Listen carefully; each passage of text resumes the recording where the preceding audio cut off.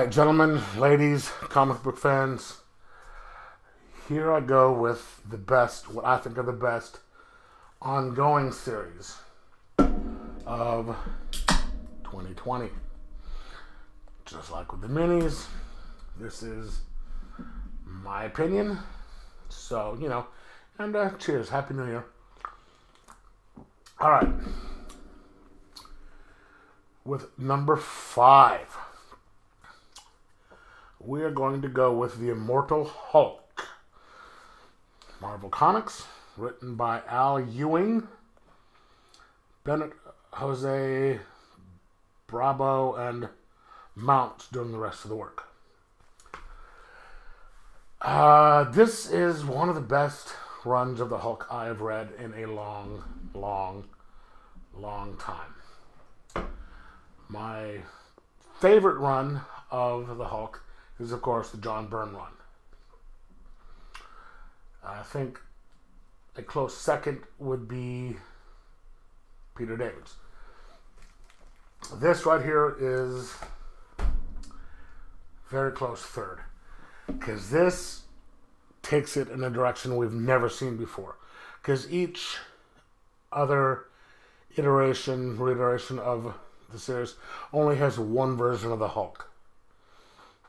You've got the David John Byrne. It was just Hulk and Banner separated. So this is just a mindless destruction machine like you've never seen before. Then there's other people who have the Gray Hulk, Joe Fixit. Peter David had the really smart Hulk, and yada yada yada. This one, it just takes them all, puts them together, explains why there's been a bunch of different versions of it, and why he can die and come back. It started off really strong. It has a kind of a 1980s, 1970s, the Hulk TV show thing to it. There's even a reporter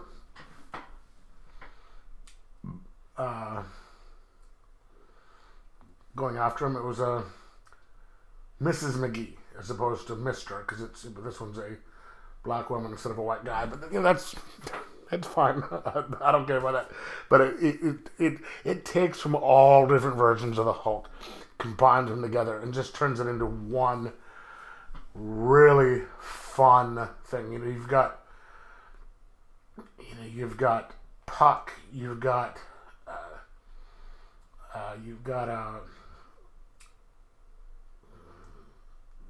the other guy from Alpha Flight, the Sasquatch dude. You've got Rick, you've got Betty, you've got everybody. He's pulling from everywhere and throwing the stuff in there and just making some really Crusher Creel entertaining stories. The Leader, stuff like that. And of course, in the latest issue, it's got Ben Grimm, so there's round whatever this is of Ben Grimm versus the Hulk in this. And I have to tell you, it is really entertaining. This is the latest issue, is issue 41. It's going to end on 50. And there's been some really good issues, and there've been a few here and there that aren't as good, but that's to be expected. You can't hit a home run with every one of them, but he's doing a really good job. And I'm going to be kind of upset to see it go. But that is number 5 for 2020. Number 4, Detective Comics, DC, written by Tomasi. This book is always entertaining. Even when Batman, the regular title, wasn't, under the previous author that is there now. He does a really good job. The stories are a little different. I think this is the one that actually introduced Victor Freeze's wife coming back to life and becoming the same as Mr. Freeze. And so it takes some interesting directions with this book. And it managed to keep, what's his name, Alfred, around just a little bit longer because of the story they were writing. And I really like what he's doing. Oh, okay, darn it. I just realized that I forgot to give the Hulk a rating. I'm going to give that a 3.5 out of 5. Okay, sorry. And then Detective, I'm going to give that 3.75 out of 5. All right, now, number 3. Speaking of Batman, I'm going to put the regular title of Batman in at number 3. And yes, I know I just criticized the previous writer for Batman for his not so good writing on the first few issues of this, but with James Tynion IV, when he took over, the quality just took off, and you've got some incredible stories going on. You've got the Joker War. Now you have Ghostface and Clown Killer. Just all the things that have just been that's happening right now. It is, levels above the way that it was. And I've enjoyed this series more the last few issues since he took over than I did for the first 50, 60 issues of Kings. And this is James Tynion IV just doing it. So I'm going to give this a 3.75 out of 5. All right, now on to number 2. Speaking of James Tynion IV, we have, and this just barely met the qualifications for the year because there has to be at least 4 issues out in a year to make the qualifications, or else I would have had a couple of other ones in here, but they didn't make the cut because there wasn't enough issues. Department of Truth. This is an Image Comics. I think James Tynion IV. Simmons, Simonds. Bidikar, do all the other work. Now, how to describe this book? Think Men in Black, Flat Earth Society, fake moon landing, the Kennedy assassination, just all sorts of these conspiracy theories. And then you have a group who are trying to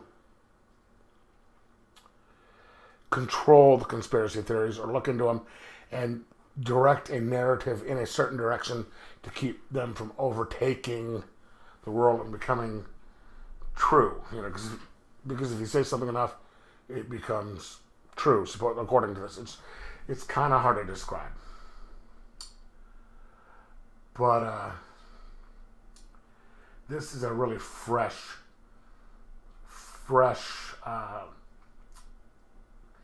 take on the conspiracy theory type of stuff.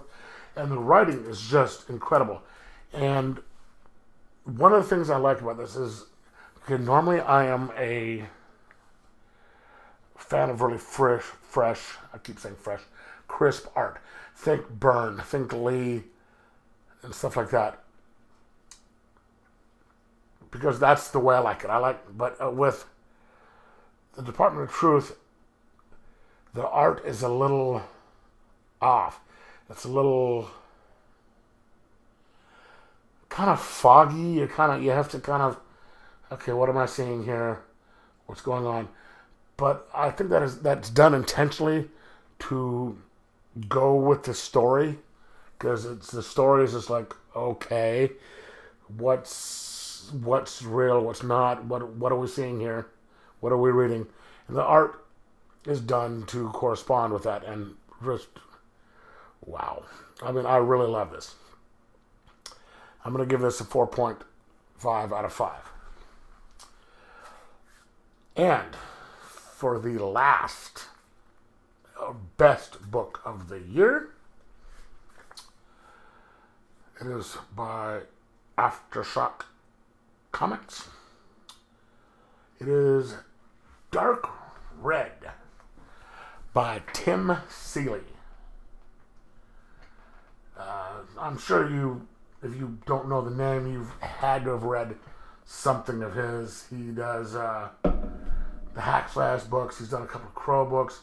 Right now, I think he's doing aside from Dark Red, he's doing what do you call it? He-Man and the Masters of the Multiverse. He's doing the new Vampire of the Masquerade series. He's got a lot of stuff he's doing. But this series right here, it is basically just a really fun book about a vampire who lives in Illinois somewhere like that, this little podunk town, and he works at a convenience store. And yes, I have all the floppies of this, and the reason I have the trade out is because it was still sitting on my desk, and it is signed by Tim Seeley. I just wanted to show that. And he works at a convenience store in this really kind of a menial job, and trust me, I know convenience store jobs kind of aren't exactly all that fun. And he's got a friend, this girl who has this disease where she overproduces blood, and that's where he gets his stuff. So she can't afford the medical treatment, so he's like, all right, here, let me take care of that for you.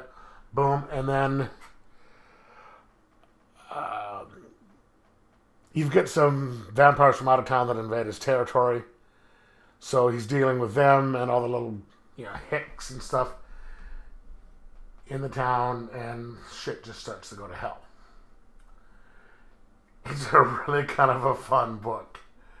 I really like vampire stories, and this one is fun because it's not the aristocratic type. It's not the we've got a lot of money, so I can do this type of shit type things. This is just, and it's not the I sparkle type either. It's just some dude who's trying to make his way in the world, even though he's been around for a few years and dealing with his problems, and then he has to try and deal with the shit when it hits the fan. And this is a really fun book, and I intend to keep getting it for as long as he keeps writing it. There's a couple things in there that that we will not get into, because I happen to disagree with a couple things that he throws in there, but that's minor. You aren't going to have to think about, agree with every little thing. But the art is pretty good. Stories are fun.